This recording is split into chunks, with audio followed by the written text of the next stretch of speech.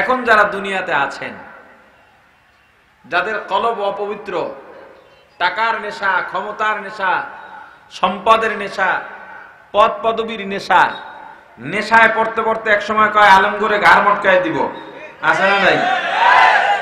এই নেশাবানরা শোনো আল্লাহ কি বলছেন,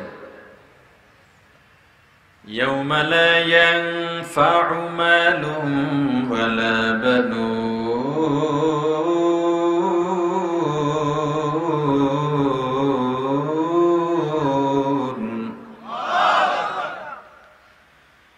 إلا من أتى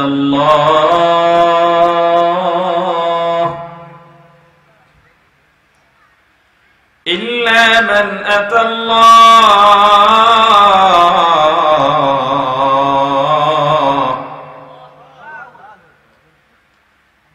إلا من أتى الله بقلب سليم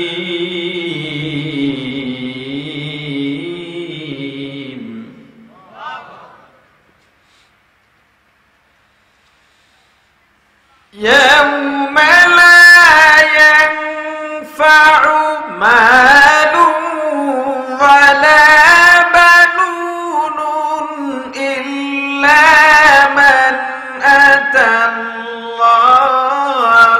بقلب سليم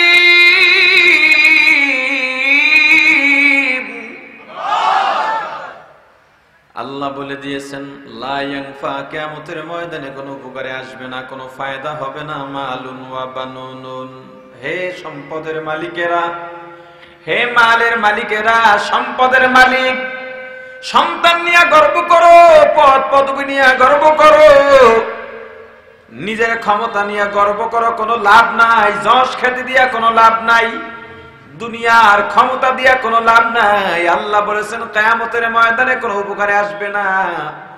দুনিয়ার সম্পদ, টাকা পয়সা, মাল দৌলত কোনো উপকারে আসবে না। উপকারে আসবে কি? আল্লাহ বলেন ইল্লা মান আতাল্লাহ, যারা আমি আল্লাহর কাছে আসবে, কি নিয়া বিকলবিন সালিম, শুদ্ধ একটা কলব নিয়ে আসবে, শুদ্ধ মন নিয়ে আসবে, যেই মনের মধ্যে দুনিয়া নাই, মনের মধ্যে নেফাকি নাই, খারাপি নাই, গীবত নাই, হিংসা নাই, মিথ্যা নাই, জেনা ব্যভিচার নাই, পরের হক নষ্ট করা নাই, যেই অন্তরের মধ্যে শুধুমাত্র হুব্বু ফিল্লাহ, বুগদু ফিল্লাহ আছে। অন্তরটাকে পরিষ্কার বানাতে হবে। প্রথম শর্ত, আপনার আমার কলব এখনো আল্লাহর ভালোবাসার জন্য অনুকূল পরিবেশের মধ্যে নাই। মুসলমান ইমানদার আল্লাহর গোলাম, আপনার আমার ভালোবাসা শুধুমাত্র দুনিয়ার জন্য হয়, দুনিয়ার মানুষের জন্য হয়, সম্পদের জন্য হয়, দুনিয়ার পদ পদবীর জন্য হয়। আপনার আমার ভালোবাসায় আল্লাহর অংশ নাই, আপনার আমার ভালোবাসায় রাসূলের অংশ নাই। যদি থাকতো, দলের গোলাম হইয়া ইসলামের বিরুদ্ধে কথা বলতে পারত না। ইসলাম আগে না দল আগে? ইসলাম আগে না পীর আগে? ইসলাম আগে না দুনিয়া আগে? ইসলাম আগে না নেতা নেত্রী আগে? তুমি যদি মুসলমান দাবি করো, ইসলামের বাইরে তুমি কথা বলতে পারবা না। তোমার নেতা যদি বলে ইসলাম বুঝি না, তুই আমার কর্মী, এইটা কর। তুমি যদি মুসলমান হও, তুমি বলে দাও তোর মতো নেতার কপালে লাথি মারি। দরকার নাই এই নেতা নেত্রীর, দরকার নাই এই সম্মানের, দরকার নাই পদবীর। আমি ভালোবাসি কাকে? জোরে বলেন। আল্লাহকে ভালোবাসা ছাড়া জান্নাত পাওয়া যাবে না, আল্লাহকে ভালোবাসা ছাড়া মুক্তিও পাওয়া যাবে না। এই ভালোবাসাটাই মূলত মানুষকে চালাইয়া রাখে। আল্লাহ পয়গম্বরকে বলে দিয়েছেন, পয়গম্বর আপনি দুনিয়ার জান্নাত প্রত্যাশীদেরকে জানায় দেন, কুল ইন কুনতুম তুহিব্বুনাল্লাহ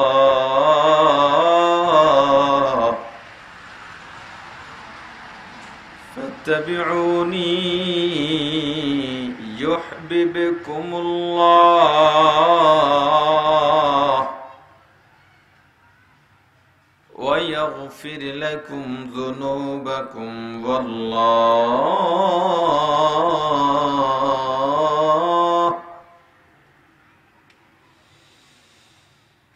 ويغفر لكم ذنوبكم والله غفور رحيم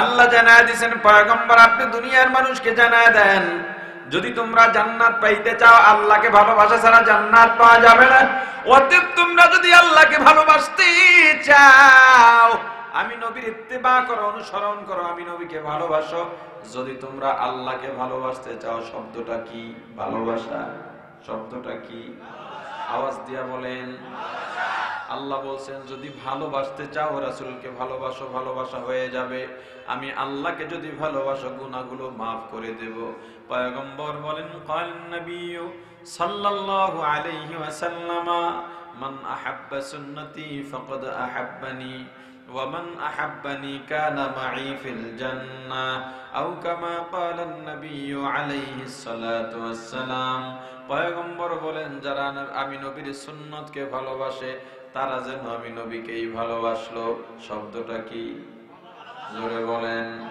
যারা আমি নবীকে ভালোবাসলো তারা আমি নবীর সঙ্গেই জান্নাতে যাবে পয়গম্বর হযরত উমরকে ডাক দিয়ে বললেন উমর বলো তো আমি পয়গম্বরকে কতটুকু ভালোবাসো ওমর রাদিয়াল্লাহু তাআলা আনহু ডাক দিয়ে বলেন রাসূল আমার দুনিয়ার যত কিছু আছে সব কিছুর চাইতে আপনাকে আমি বেশি ভালোবাসি নবীজি বললেন স্ত্রী সন্তান হযরত ওমর একটু ঝিম মেরে গেলেন চিন্তা করলেন চিন্তা করে বলেন হুজুর তাদের চাইতে আপনাকে বেশি ভালোবাসি নবীজি বললেন তোমার নিজের থেকে এবার ওমর বলে হুজুর আমার নিজের থেকে আপনাকে বেশি ভালোবাসতে পারি নাই নবীজি বললেন লা তুমিন খাঁটি মুমিন হইতে পারো নাই قال النبي صلى الله عليه وسلم لا يؤمن أحدكم حتى أكون أحب إليه من والده وولده والناس أجمعين أو كما قال النبي عليه الصلاة والسلام পয়গম্বর বলেন যতক্ষণ পর্যন্ত মা বাবা সন্তান সন্ততি স্ত্রী পুত্র এমনকি নিজের থেকেও আমি রাসূলকে বেশি ভালোবাসতে না পারবে শব্দ আর শর্তটা কি ভালোবাসতে না পারবে ততক্ষণ পর্যন্ত দুনিয়ার কেউ খাঁটি মুমিন হতে পারবে না মুসলমান ইমানদার তুমি যদি মুমিন হও তোমার অন্তরে কার ভালোবাসা থাকবে জোরে জোরে আল্লাহর ভালোবাসার জন্য আপনার আমার কলবটাই তো ঠিক নাই কলবের মধ্যে আমার কলব যেই জায়গা দরকার যেই সার দরকার যেই কি বলে জিনিসপত্র দরকার যেই মেটেরিয়াল দরকার এগুলো আপনার আমার কলবের মধ্যে নাই কলবটা এখন পিচ ঢালাই হয়ে গেছে যার জন্য যত ওয়াজ করা হয় যত বলা হয় অন্তরে রেখাপাত করে না কিন্তু আল্লাহ বলেন যদি তুমি মুমিন হও মুমিনের গুণাগুণ মুমিন ইযা যুকিরাল্লাহ মুমিনের সামনে যখন জিকির করা হবে ওয়াজিলাত কুলুবুহুম কলবের মধ্যে জালজালা তৈরি হবে ভূমিকম্প তৈরি হবে কম্পন তৈরি হবে কারণ কি একদল হাঁস একসাথে হাঁটে গরুর মধ্যে হাঁস চলে নাকি বকরির মধ্যে হাঁস চলে নাকি একদল হাঁস একসাথে চলতেছে পেছন থেকে একটা হাঁস খাবারের লাগর পায়া দল ছাইরা খাবারের মধ্যে মুখ দিছে খাবারের মজা পাইয়া খাইতে আছে তার দল যে চইলা যায় কোনো খবরও নাই হঠাৎ করে তাকায় দেখে ডানে বামে হাঁসের দল নাই দৌড় শুরু করছে আমার দল তো এদিকে গেছে দৌড়াইতে দৌড়াইতে প্যাক প্যাক করে আর দৌড়ায় হাঁসের দলের কাছাকাছি যাওয়ার পর ওই দল যখন হাঁসের আওয়াজ পায় ওরাও একটা ডাক দেয় এই হাঁসটাই ওই শব্দটা পায়া অনুমান করে হাঁসের দলের দিকে দৌড় দেয় কারণ হাঁস বুঝতে পারছে আমি খাবারের লোভে পেছনে পড়ে গেছিলাম কপাল ভালো আমাকে শিয়াল নিয়ে যায় নাই আমাকে বাগদাস নেওয়া যায় নাই, আমাকে হিংস্র প্রাণী নেওয়া যায় নাই। সুযোগ যেহেতু পাইলাম, এই সুযোগটার হাত ছাড়া করা যাবে না। দৌড়ায় গিয়া হাঁসের দলের সঙ্গে মিলিত হয়, ঠিক কিনা বলেন? মুসলমান ইমানদার, আপনার আমার অন্তরের মধ্যে, কলবের মধ্যে আল্লাহর ভালোবাসা, রাসূলের ভালোবাসা, দ্বীনের ভালোবাসা বসাবার জন্য অনুকূল পরিবেশ আছে কিনা পরীক্ষা কেমনে করবেন? একেবারে সহজ একটা পরীক্ষা বলে যাই। দেখবেন কিছু মানুষ আছে নামাজ পড়ে না, শুক্রবার নামাজ আদায় করে। কিছু মানুষ আছে একদমই নামাজ পড়ে না। কিছু মানুষ আছে ইসলামের যত যাই বলেন মানে না। কিন্তু কিছু মানুষ আছে দাড়ি নেই, নামাজ মাঝে মাঝে পড়ে, হুজুরদের সাথেও চলে। ফ্রান্সে যখন নবীজিকে নিয়ে অবমাননা করা হয়, বাংলাদেশের অলি গলি প্রত্যেক এলাকার মসজিদ থেকে শুক্রবার যখন প্রতিবাদী মিছিল বের হইছে, তাকায়া দেখা গেছে যেই যুবকটা 5 ওয়াক্ত নামাজে আসে না, শুক্রবার নামাজে আসে, ওই যুবকটাও প্রতিবাদের মিছিলের সামনে সামনে লাফায়। দেখছেন কিনা? হে যুবক, তুমি মনে করে নিও তোমার কলবে এখনো কিছুটা পরিবেশ আছে, ভালোবাসা ঢুকবার জন্য যেহেতু আছে, পিচ ডালাই পড়ে যাওয়ার আগে তুমি এখনো ফেরো ফেরো, তোমাকে এখনো সঠিক পথে পরিচালনা করবার মতো সুযোগ তোমার এখনো আছে। মুমিন যখন তাদের সামনে জিকির করা হবে, কলবের মধ্যে কম্পন শুরু হবে, মাইকের আওয়াজ, এটা দ্বীনি পরিবেশ কিনা? কথা বলে না। মাইকের আওয়াজ দূরে যায় কিনা? জোরে কোন। যখন একটা মানুষ দোকানে চা খাইতে থাকে, হঠাৎ করে মাইকের আওয়াজ পেয়ে গেছে, কোরআনের তেলাওয়াত শুনছে, দ্বীনের কথাগুলো শুনতেছে, সঙ্গে সঙ্গে চা অর্ধেক হইছে, চাটা থুইয়া দৌড় দিবে মাহফিলের দিকে। কারণ তার মনে পড়ে যাবে, আমি তো আমার দলের লোক থুই, আমি কেন বাজারের মধ্যে আছি। তার মধ্যে যদি ঈমান থাকে, একটা কম্পন তৈরি হয়ে যাবে, আমি এখন আল্লাহ ওয়ালাদের মজলিসে গিয়া বসবো। আর যদি এমনটা পরিবেশ তৈরি না হয়, নিজের মধ্যে এমন আগ্রহ তৈরি না হয়, তুমি ধরে নিও তোমাকে যে কোনো সময় ইবলিস দখল করে নিয়ে যাবে। মুসলমান ইমানদার, মুমিনদের গুণের মধ্যে 1 নাম্বার গুণ আল্লাহ বলেছেন, জিকির করার দ্বারা তাদের অন্তরের মধ্যে রেখাপাত করে, অন্তরের মধ্যে জালজালা তৈরি হয়, অন্তরে কম্পন তৈরি হয়। অন্যদিকে আল্লাহ বলেছেন, যারা জিকির করে তারা দুনিয়ার সব থেকে জ্ঞানী। যারা জিকির করে তারা কথা কয় না, দূর। আর আপনার কলবকে আল্লাহর ভালোবাসার উপযোগী জায়গা করার জন্য প্রথম শর্ত হলো জিকির, এটা মনে রাখবেন। ভালোবাসা, আল্লাহর ভালোবাসা বসাবার জন্য, অনুকূল পরিবেশ করার জন্য, কলবকে ঠিক করার জন্য প্রথম ঔষধ কি? জোরে বলেন। আল্লাহ জ্ঞানীদের পরিচয় দিতে গিয়া 3টা গুণ বলেছেন। কয়টা গুণ? তার মধ্যে প্রথম গুণের কথা বলেছেন আল্লাহ জিকির। প্রথম গুণের কথা কি বলেছেন? এদিকে আবার ঈমানদারের গুণ, মুমিনের গুণ কি বলেছেন? জিকির। কি বলেছেন? কলবকে ঠিক করার জন্য, কলবকে অনুকূল পরিবেশ করার জন্য আল্লাহর রাসূল বলেছেন ঔষধ হলো জিকির। কি জোরে বলেন। তাহলে বোঝা গেল জিকির একটা গুরুত্বহীন জিনিস, কথা কয় না। কিন্তু জিকির তো আপনারা পীর মুরিদের উপরে ফেলায় রাখছেন। এখন যদি মনে করেন জিকির আল্লাহ ভুল করছেন, কোরআনের বিভিন্ন জায়গায় আয়াতের মধ্যে জিকিরের কথা বলে আল্লাহ ভুল করছেন, তাহলে তো এই কোরআন থেকে সব আলেমরা বসে জিকিরের আয়াতগুলো ফেলায় দেওয়া দরকার। হ্যাঁ, তাহলে যারা মুরিদ হয় এরা জিকির করে, যারা মুরিদ না এরা জিকির করে না, বরং অনেকে বিরোধিতাও করে, আছে না নাই? হ্যাঁ, অথচ আল্লাহ কি বলছেন? আল্লাযীনা ইয়াযকুরুনাল্লাহ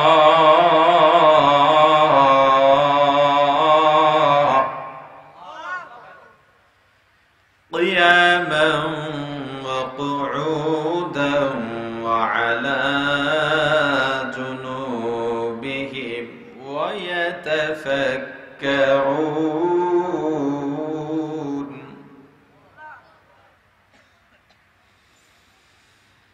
الذين يذكرون الله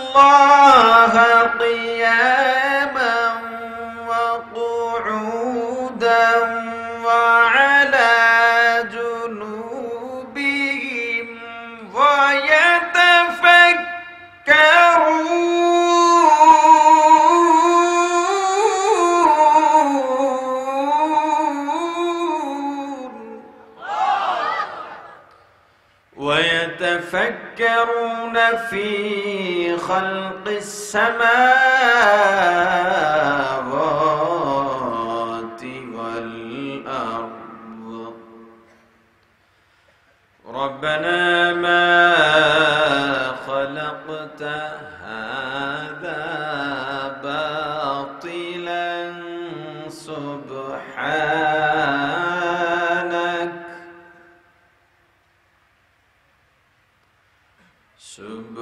سبحانك فقنا عذاب النار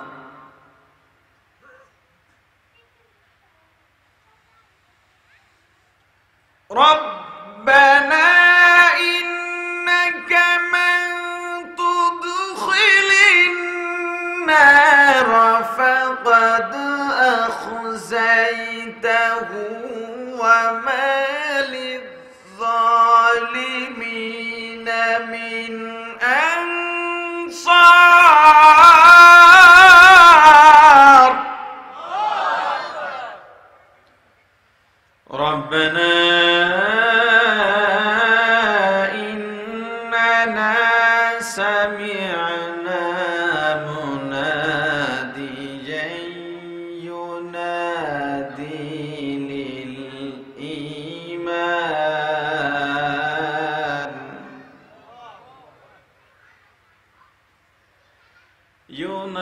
ينادي للإيمان أن آمنوا بربكم فآمنا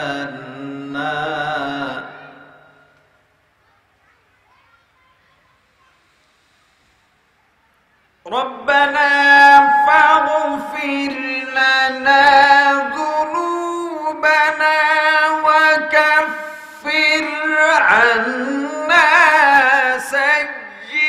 سيئاتنا وتوفنا مع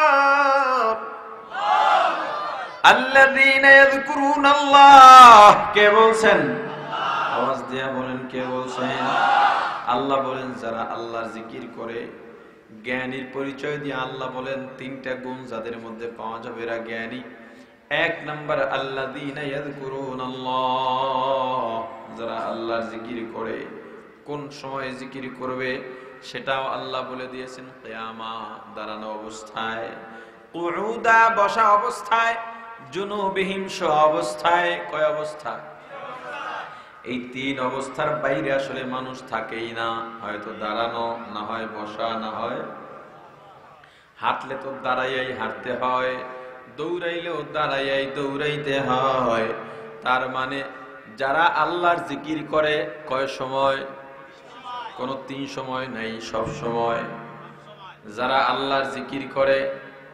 কয় সময় জোরে বলেন আল্লাহর ভাষায় এরা কি জ্ঞানী মুমিন জ্ঞানী মুমিন মুসলমান ইমানদার কিন্তু আফসোস বড় আফসোস মুসলমানের মাঝে এখন জিকির নাই মনে করে জিকির চরমনাই আর ওজনি ওলাদের উপরে ফলায় রাখছে যারা ওজনি যাইব তারা জিকির করব যারা চরমনাই যাইব তারা জিকির করব চরমনাইয়ের পীর স্টেজ উঠবে ওই মাহফিলে জিকির হবে ওজনের পীর স্টেজ উঠবে ওই মাহফিলে জিকির হবে হাবিবুর রহমান মিসবাহ সাহেব আসবে জিকির লাগবে না কথা কয় না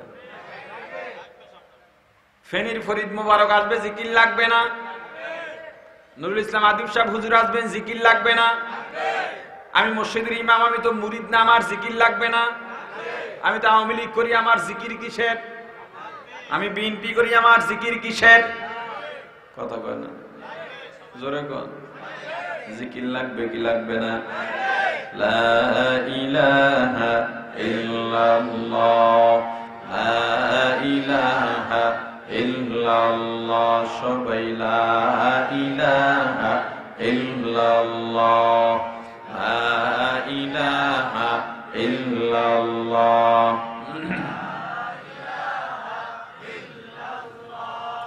লা ইলাহা ইল্লাল্লাহ লা ইলাহা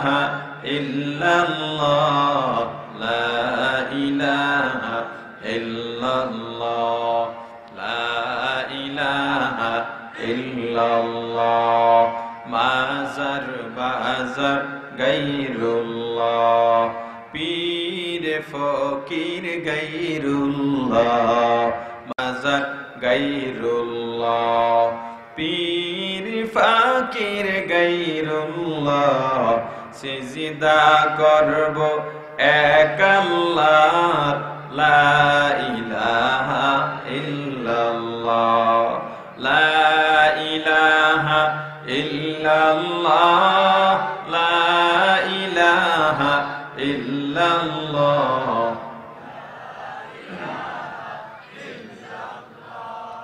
লা ইলাহা ইল্লাল্লাহ আগুন পানি গায়রুল্লাহ আলো বাতাস গায়রুল্লাহ আগুন পানি গায়রুল্লাহ আলো বাতাস গায়রুল্লাহ সিজদা করব এক আল্লাহর লা ইলাহা ইল্লাল্লাহ লা ইলাহা ইল্লাল্লাহ লা ইলাহা ইল্লাল্লাহ লা ইলাহা ইল্লাল্লাহ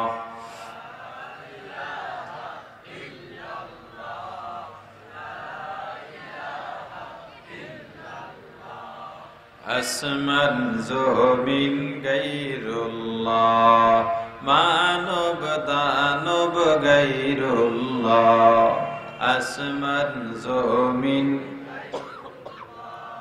মানব দানব গায়রুল্লাহ সিজদা করব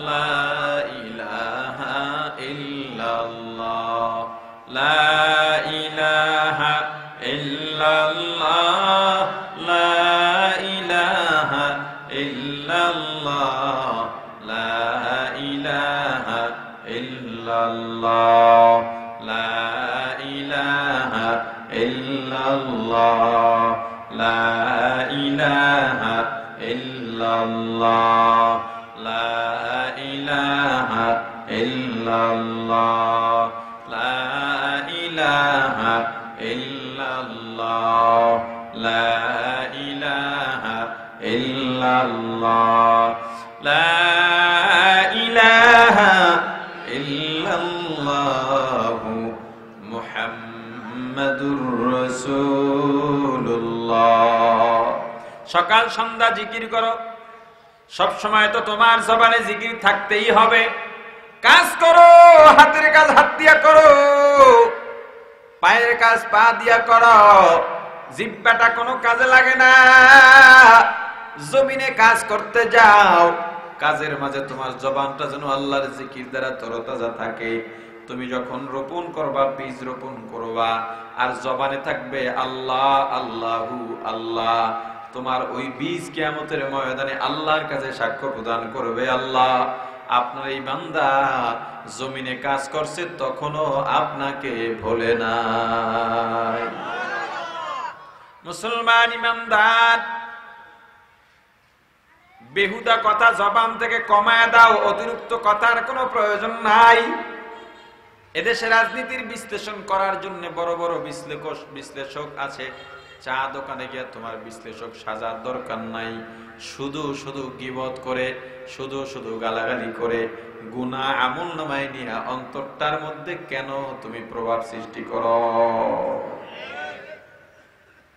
আল্লাহ রাসূল সাল্লাল্লাহু আলাইহি ওয়াসাল্লাম বলেছেন তোমার ঘর পরিষ্কার করার জন্য ঝাড়ুর প্রয়োজন হয় তোমার বিছানার চাদর ধোয়ার জন্য সাবানের প্রয়োজন হয় তোমার প্রত্যেকটা ময়লা পরিষ্কার করার জন্য একটা হাতিয়ার আছে না নাই জোরে বলেন তোমার কলবের ময়লা দূর করার জন্য কলবের ময়লা দূর করার হাতিয়ার হলো জিকির কি জোরে বলেন আরো জোরে বলেন মুসলমান ইমানদার জিকিরের পাওয়ার আছে না নাই জোরে কোন একটা ঘটনা শোনাই জিকিরের পাওয়ার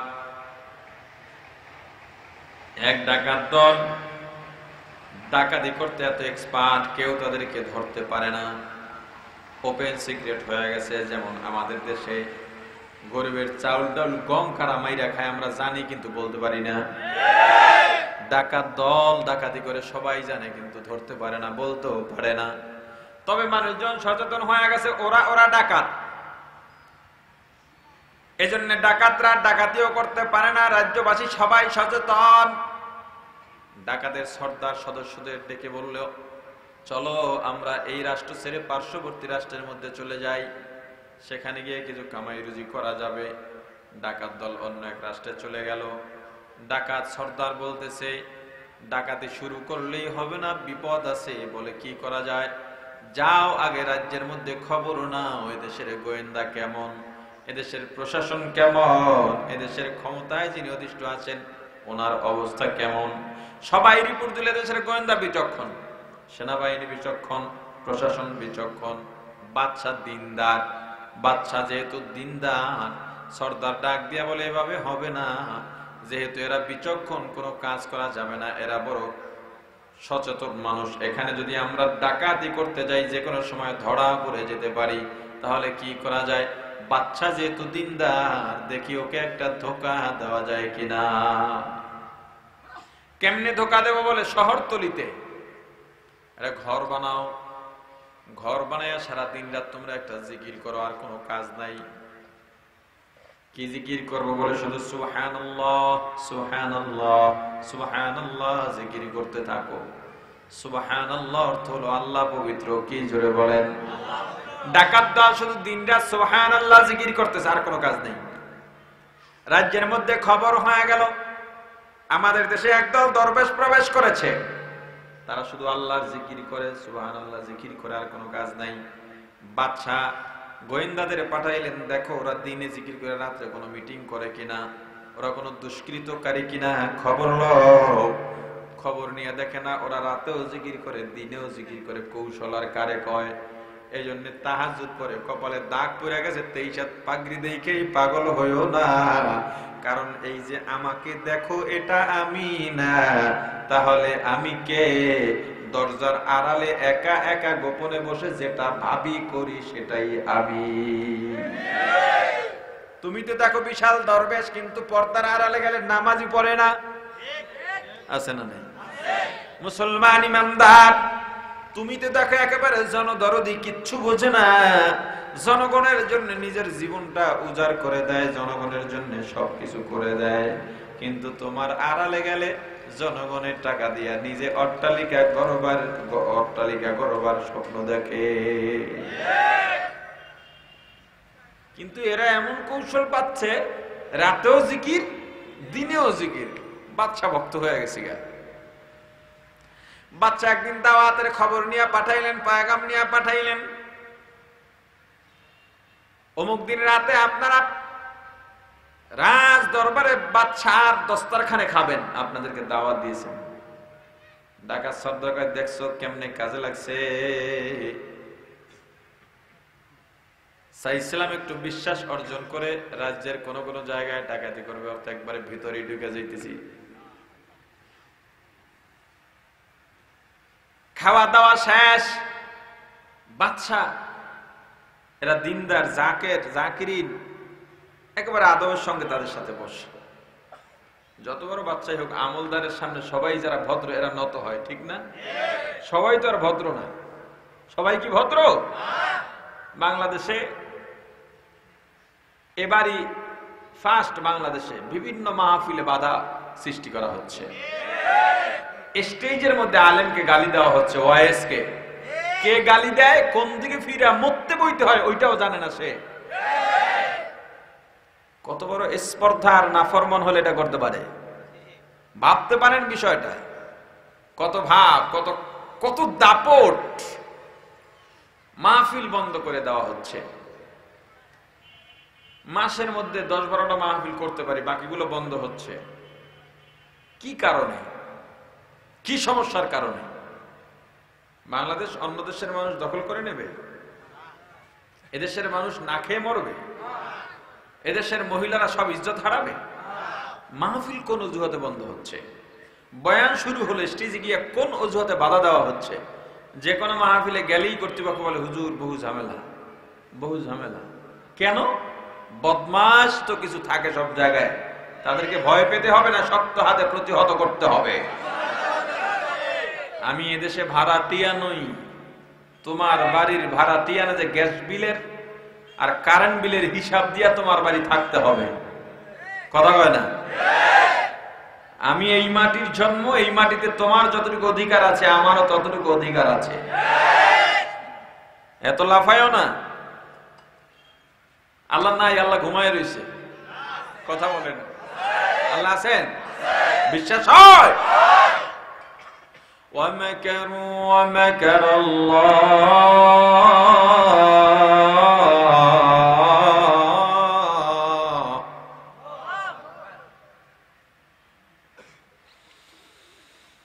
وَمَكَرُوا وَمَكَرَ اللَّهُ وَاللَّهُ خَيْرُ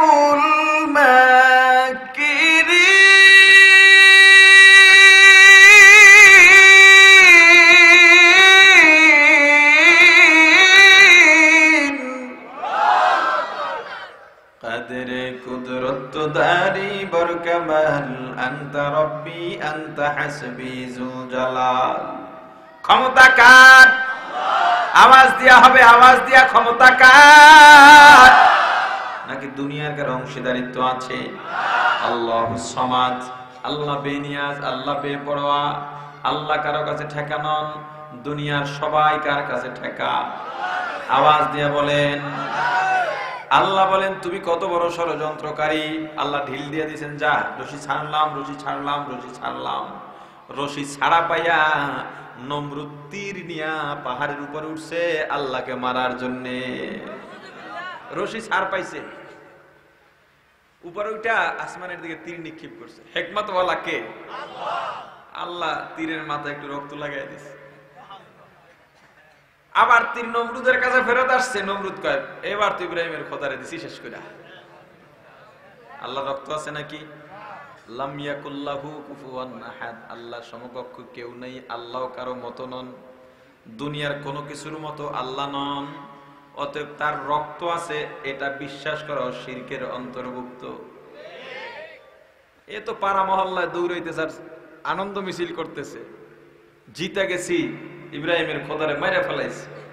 এই দৌড়ি শেষ হয় না, ভন ভন করে ল্যাংরা ঠ্যাং ভাঙ্গা একটা হাইন্দে গেছে।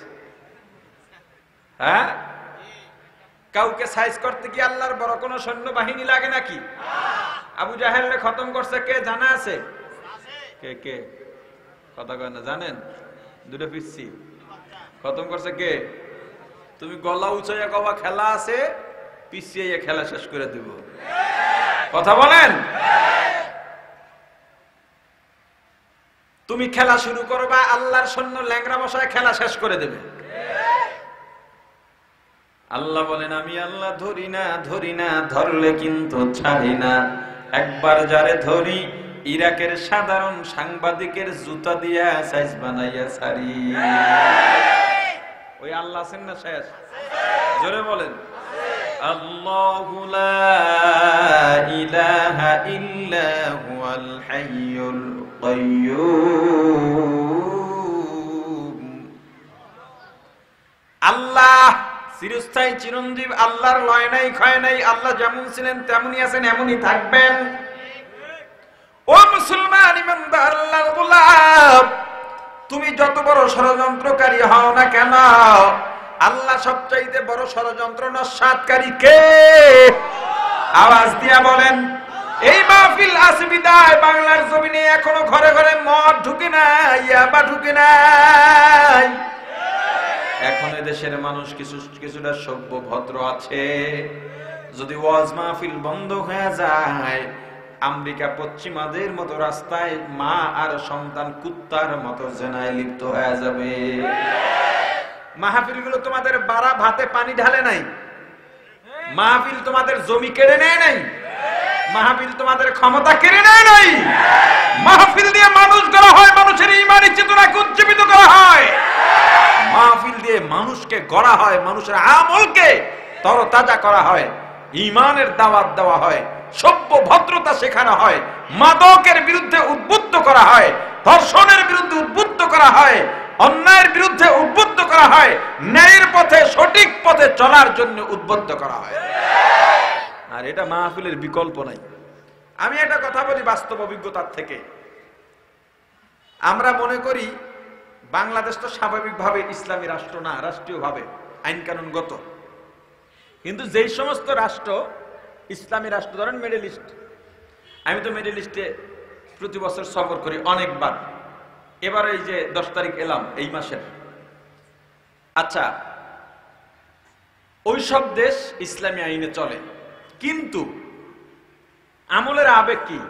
আবেগ ছাড়া আমল হয় না, ভালোবাসা আবেগ দুইটাই লাগবে, বিবেকও লাগবে।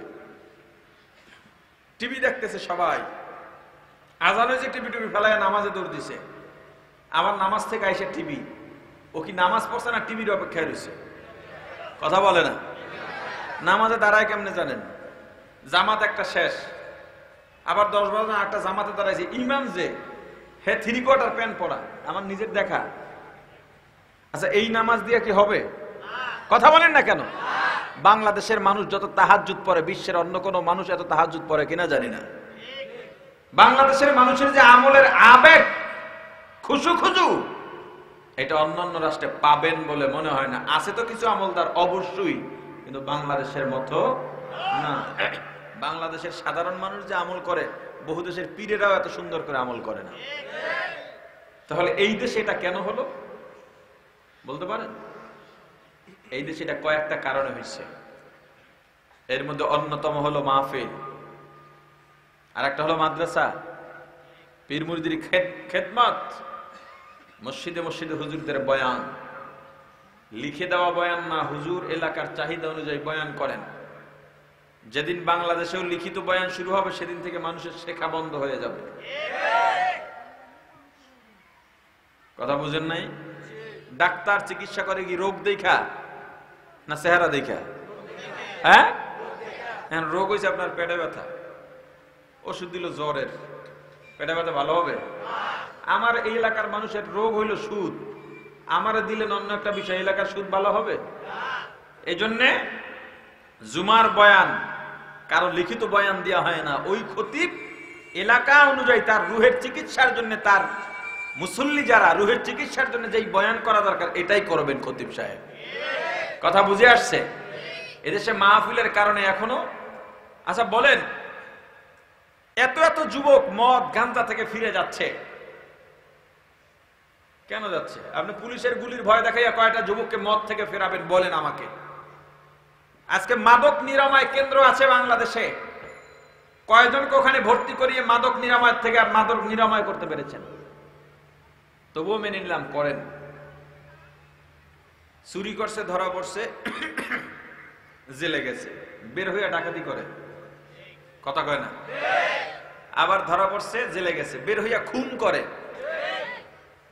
ওই ছেলেটাই, ওই যুবকটাই, ওই ডাকাত, ওই চোর মাহফিলে আসে, জুমায় ঢোকে, চরমনায় যায়, বের হইয়া আর চুরি করে না, ডাকাতি করে না। কোন গুলির ভয় ডাকাতি ছাড়লো বলেন?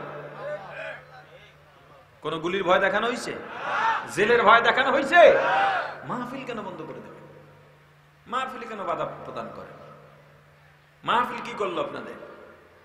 বরং মাহফিলে যান, আপনিও যান, আপনারাও যান, মাহফিলে গিয়ে ওলামায়ে কেরামের বয়ান শোনেন, দোয়া চান, মুসল্লিদের কাছে দোয়া চান যে আমার জন্য দোয়া করেন। ঘাড় মটকায় দেবেন, ফাটায়া ফেলবেন, এটা করবেন, সেটা করবেন, মাইক সরায় দিবেন, এটি করেন না। সারা দেশের মানুষ বদদোয়া করে, সারা দেশের মানুষ এতে বদদোয়া করে। মরা লাগবে এটা শুধু একবার চিন্তা করেন, মরতে হবেই, লাগবে কিনা? বাদশা একেবারে আদবের সঙ্গে তাদের সামনে বসে, সে যত বড়ই বাদশা হোক, এরা তো বুজুর্গ। বাদশা তো ভাবতেছে এরা কি? খাওয়া দাওয়া শেষ হয়ে গেল, বাচ্চা এক গ্লাস পানি নিয়ে ডাকাত দলের সামনে দিয়া বলে, আপনারা বড় বুজুর্গ মানুষ, আপনাদের জবান বড় পবিত্র, সব সময় জিকির করেন, আমাকে একটু পানিটা পড়ে দেন। আমার একটা ছেলে, একটা মাত্র ছেলে, অনেকদিন পর্যন্ত অসুস্থ, কোনো ডাক্তার কবিরাজ দেখাইলাম, কত চিকিৎসা করাইলাম, আমার ছেলেটা ভালো হয় না। সবার মধ্যে কাঁপুনি শুরু হয়ে গেছে। কি দিয়ে ফু দিব কিছুই তো জানে না, তো ডাকাত। এই তো ধরা পড়ে গেলাম, এই তো ধরা পড়ে গেলাম। ডাকাত সর্দার ডাক দিয়া বলে, কোনো টেনশন করো না, আমরা ফু দিয়ে দিব, ভালো হইলে হইল, না হইলে নাই। আগেও তো অনেক মানুষ ফেল করছে, আমরা না হয় ফেল করলাম। তাহলে কি বইলা ফু দিব? কেন সারাদিন যে শব্দটা বলছে সুবহানাল্লাহ সুবহানাল্লাহ, এই শব্দটা পড়ে সবাই ফু দিয়ে দাও। ডাকাত সদস্যরা সুবহানাল্লাহ বলে বলে সবাই পানির মধ্যে ফু দিয়ে দিছে। বাচ্চা পানি, ছেলের উপরে পানিটা ছিটানোর সঙ্গে সঙ্গে ছেলেটা সুস্থ হয়ে গেছে। জিকিরে হাক্কা মুদগাদাই রুহেরা মারহামা মুদি দিলে মাজরুহেরা। বাচ্চা ডাকাতদের সামনে এসে কাঁদেন আর কৃতজ্ঞতা স্বরূপ প্রকাশ করে বলেন, এ দরবেশের দল, এদিকে আমার স্বর্ণের গুদাম আছে, রূপার গুদাম আছে, তোমাদের যা মনে চায় নিয়ে যাও। আমার ছেলের এত কষ্ট করলাম, আমার ছেলেকে ভালো বানাইতে পারলাম না, তোমাদের একটু পানি পড়ার কারণে আমার ছেলে ভালো হয়ে গেছে। ডাকাত সর্দার চিৎকার দিয়া বাচ্চার পা জড়ায় ধরছে। বাচ্চা, বুঝি নাই, বুঝি নাই, ক্ষমা করে দেন, বুঝি নাই। যদি বুঝতাম আপনার এখানে আসার আগে আমরা আল্লাহর প্রিয় বান্দা হয়ে যাইতাম। আমরা আসছিলাম অল্প কিছু চুরি বা ডাকাতি করার জন্য। আমরা ডাকাত দল, কোন দরবেশের দল না। এরপরেও আমরা অভিনয় স্বরূপ আমরা ধোঁকা দেওয়ার জন্য আল্লাহর জিকির করলাম। এই জিকিরের পাওয়ার যদি এত হইতে পারে, আপনার স্মরণের গুদামের দরকার নাই। যেই আল্লাহর নাম এতদিন ডাকলাম, যে আল্লাহকে আমরা অভিনয় হিসেবে ডাকার পরেও এত কিছু পাওয়া গেলাম, ওই আল্লাহকে আমরা প্রকৃতপক্ষে ডাকতে গিয়া আল্লাহকে আমরা পেতে চাই। মুসলমান ইমানদার, আল্লাহর জিকিরের মাধ্যমে, আমলের মাধ্যমে তোমার কলবকে শুদ্ধ বানায় আল্লাহর ভালোবাসা বসাবার মতো অনুকূল পরিবেশ তৈরি করা। কারণ কোন দিন মারা যাব তুমিও জানো না, আমিও জানি না। মরণ কিন্তু দূরে নয়, মরণ খুব কাছে। মাঝে মাঝে রাতে যখন ঘুমোতে যান, সবাই খাওয়া দাওয়া শেষে বাতি বন্ধ করে শুয়ে পড়ল, আপনি বালিশের সঙ্গে মাথাটা লাগায়া চক্ষু দুইটা বন্ধ করে একটু মৌতের মোরাকাবা করেন। মরা তো লাগবে, মরা তো লাগবে, মরা লাগবেই লাগবে। মরণটা জানি কেমন হয়, কেমনে মরব। আজরাইল আসবে, আজরাইলের চেহারা জানি কেমন হয় জানি না। শুনছি মাথা থাকবে আসমানে, পা থাকবে জমিনে, এক হাত মাশরিকে আর এক হাত মাগরিবে।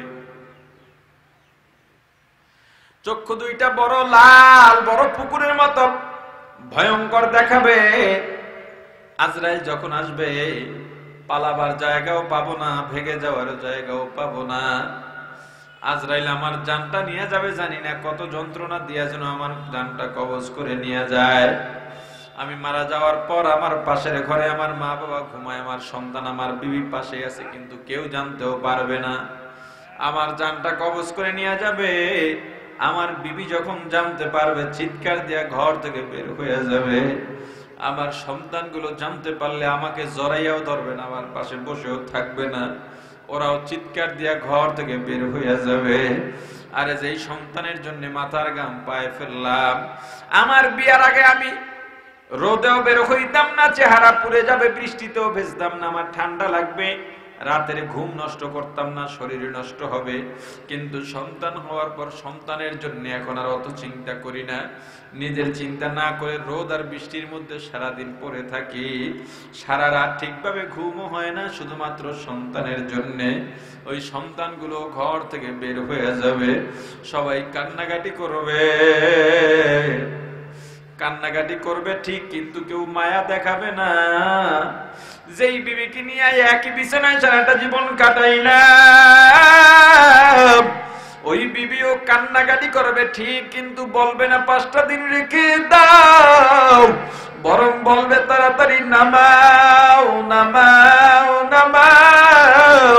আমার মা আমি যখন যেমন ছোট্ট শিশু কান্না ছাড়া কোনো ভাষা নাই, শীতের রাত্রে প্রস্রাব পায়খানা করে আমি বিছানা নষ্ট করলাম, গভীর রাতে আমি ঠান্ডায় চিৎকার দিয়া কান্নাকাটি করি, আমার ভাই বিরক্ত, বোন বিরক্ত, এমনকি আমার বাবাও বিরক্ত, কিন্তু যেই মা বিরক্ত হইতেন না, আমাকে কোলে নিয়ে ঘোরাফেরা করতেন আর আমাকে সান্ত্বনা দিতেন, আমার ভিজা জায়গার মধ্যে শুয়ে যেই মা আমাকে শুকনায় ঘুম পাড়াইতেন, যেই মা আমি না খাইলে খাইতেন না, না ঘুমাইলে ঘুমাইতেন না, যেই মা আমি দূরে গেলে বাসায় বসে স্থির থাকতে পারতেন না, ওই মাও বলবে না আমার সন্তানকে একটা সপ্তাহ রেখে দাও, বরং আমার মা দরজার আড়ালে বসে কাঁদবে আর বলবে তাড়াতাড়ি নামাও নামাও।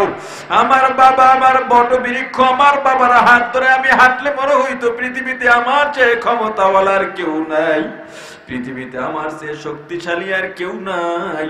ওই বাবা, যেই বাবা মাথার গাম পায়ে ফলাইয়া পিঠটা রোদে পোড়াইয়া না খাইয়া না ঘুমাইয়া আমার জন্য এত কষ্ট করে কামাই করলেন, ওই বাবাও কান্নাকাটি করবে আর বলবে নামাও নামাও। যেই সন্তানের জন্য এত কষ্ট করলাম, ওই সন্তানও বলবে নামাও, ঘর থেকে নামাও, আমার বাবার লাশ দ্রুত দাফন দেওয়ার ব্যবস্থা করে দাও। একদল দৌড়াবে বাজারে বাঁশ কাটার জন্য, আর একদল মসজিদে যাবে এলান করার জন্য, মসজিদের খাটিয়া নামাবার জন্য, আর একদল দৌড় দেবে দোকানে যাওয়ার জন্য, আমার জন্য কাফন আনবে, আর একদল খুন্তা কুড়াল নিয়ে, খুন্তার দাগ কোদাল নিয়ে রওনা দেবে কবর খোঁড়ার জন্য। সবাই কান্নাকাটি করবে ঠিক, কিন্তু আমাকে কেউ একদিনের জন্য রাখতে চাইবে না। মনে মনে খেয়াল করবে আমার তো মৃত্যু হয়ে গেল, একদল পানি গরম করে বড়ই পাতা ছেড়ে আমাকে গোসল করাইয়া তিনখানা পাতলা সাদা কাপড়ের প্যাকেট বানাইয়া মুর্দার কাটে চড়াইয়া জানাজা পড়াইয়া চারজনে কাঁধে নিয়ে কবরের দিকে রওনা দিল। আমি ভাবতেছি এই চারজন বুঝি আমার সঙ্গে কবরে যাবে, আমার সঙ্গে থাকবে, আমার সন্তানগুলো পেছনে পেছনে দৌড়াবে আর আমাকে বাবা বাবা বলে চিৎকার করে ডাকবে, কান্নাকাটি করবে আর জমিনের মধ্যে বারবার হোঁচটকে পড়ে যাবে। কবরের পাশে আমার খাটিয়া রেখে দুইজন লাফ দিয়া কবরের মধ্যে পড়বে। আমি ভাবতেছি এই দুজন বুঝি আমার সঙ্গে থাকবে আর বাকি সবাই বুঝি চলে যাবে, কিন্তু আমাকে কবরে নামাইয়া আমার মাথার মুষ্টি খুলে পায়ের বন্ধন খুলে দুইজন লাফ দিয়া উঠে গেছে, বাঁশের চালি বিছাইয়া কলা পাতা দিয়া হাতের মুষ্টির মধ্যে মাটি নিয়ে শুধু সবাই বলতেছে মিনহা খালাকনাকুম ওয়া ফিহা নুঈদুকুম ওয়া মিনহা নুখরিজুকুম তারাতান উখরা। আমার এলাকার লোকজন আসছিল, ওরা তো দেখি চলে যাইতেছে, আমার বাবাও দেখি চলে যায়, আবার শ্বশুর দেখি চলে যায়, আমার ভাই, আমার বন্ধু, আমার সন্তানও আমাকে ছেড়ে চলে যায়। এই কবর ওরা কি জানে না আমি ল্যাপটপ জাজিম ছাড়া ঘুমাইতে পারি না, ম্যাট্রেস ছাড়া ঘুমাইতে পারি না, বালিশ ছাড়া আবার হয় না, কুল বালিশ ছাড়া হয় না, বিদেশি কম্বল ছাড়া শুইতে পারি না, কিন্তু আমাকে সাদা তিনখানা পাতলা কাপড়ে মাটির মধ্যে ফলায়া গেছে। ডাইনে মাটি বামে মাটি, সব দিকে মাটি আর অন্ধকার, কেউ নাই কেউ নাই কেউ নাই কেউ নাই। এখন ফিরিস্তা আসবে আমার কাছে প্রশ্ন উত্তরের জন্য, আমার কলব তো আমি অতটা সাফ করে আসতে পারি নাই, ওই প্রশ্নের জবাব যদি না দিতে পারি কবরের দুই দিকের মাটি এমন জোরে চাপ মারবে, ডান পাজরের হাড্ডিগুলো ভেঙে বাম পাজরে চলে যাবে, বাম পাজরের হাড্ডিগুলো ভেঙে ডান পাজরে চলে যাবে। বিষাক্ত সাপগুলো শোষ করতে করতে কবরের দিকে আসবে, আহারে জাহান্নামের আগুনে কবরটা ভরে যাবে। কেমনে সহ্য করব? সহ্য করার ক্ষমতা কোনো মানুষের হবে না। এতটুকু চিন্তা করে আর ওই কবরে আযাব তো সহ্য করতে পারবো না, আজকে থেকে তওবা করলাম, আর গুনাহ করব না, আল্লাহ আমাকে মাফ করে দেন। সুন্দরভাবে ওযু বানাইয়া যায় নামাজটা বিছায়া 2 রাকাত নামাজের জন্য দাঁড়ায় যাও, খুশু খুশুর সাথে নামাজ আদায় করে তেলাওয়াত করো, আল্লাহর কাছে চোখের পানি ছেড়ে কাঁদো আর তওবা করো। মালিক, আপনার নাফরমানকে আপনি যদি মাফ না করেন উপায় নাই। আয় আল্লাহ, আমি গুনাহ করলেও আপনার বান্দা, আপনি আমাকে ফালাইয়া কেন দিবেন আল্লাহ? আমি যদিও গুনাহ করি আপনার দরজা ছাড়া যাওয়ার জায়গা নাই রে মালিক।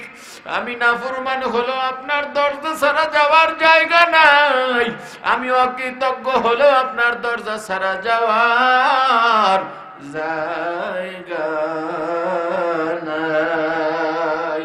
ওরে আল্লাহর গোলাম, আল্লাহর দরবারে বেশি বেশি তওবা করা দরকার। আল্লাহকে আপন বানাও, রাসূলকে আপন বানাও, কলব থেকে গুনাহগুলো আস্তে আস্তে দূর করার জন্য আমল বাড়াও, জিকিরের আমল বাড়াও, জিকিরের আমল বাড়াও।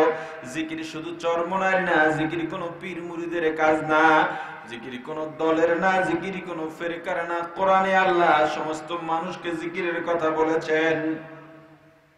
অন্তরের গুনাহ দূর করার জন্য জিকির বাড়ায় দাও, বেহুদা কথা কমায় দাও, গীবত কমায় দাও, গীবত একেবারে বাদ দাও, রিয়া তাকাব্বুর বাদ দাও, হিংসা বাদ দাও, মিথ্যা বাদ দাও, জিনা ব্যভিচার বাদ দাও, বেপরদা বাদ দাও, বেশি বেশি আমল করো, মিথ্যা বলবা না, হারাম খাবা না, খবরদার।